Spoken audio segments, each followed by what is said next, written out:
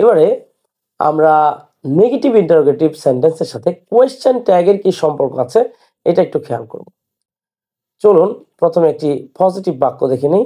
আমরা একটা বিষয় খেয়াল করব যে পজিটিভ বাক্য এবং কোয়েশ্চেন ট্যাগ হচ্ছে পরস্পর বিপরীতমুখী। প্রথম বাক্যটি যেটা এসেছে তা হলো হি গোজ টু স্কুল, এটাকে নেগেটিভ করলে হয় he does not go to school. এখন যদি নেগেটিভ ইন্টারোগেটিভ করি তাহলে হবে does he not go to school. আর কোয়েশ্চেন ট্যাগটা হচ্ছে ডাজ হি নট থেকেই যদি আমরা একটা কন্ট্রাক্টেড অর্থাৎ সংক্ষিপ্ত প্রশ্ন নেই তাহলে হয় doesn't he. Does he not থেকে ডাজেন্ট হি।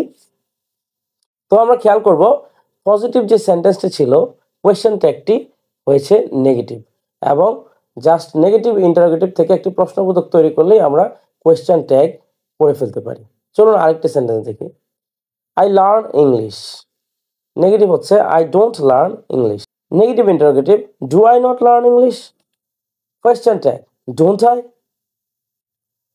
বেবিস ক্রাই, এটা নেগেটিভ করলে হয় babies don't cry. Negative interrogative হয় do babies not cry. Question ট্যাগে হয়ে যায় don't they. Do babies not থেকে এসেছে ডোন্ট, আর বেবিস যেহেতু প্লুরাল এই জন্য আমরা এখানে দে ব্যবহার করেছি। ইউ লাফ, নেগেটিভ করলে হয় ইউ ডোন্ট লাফ।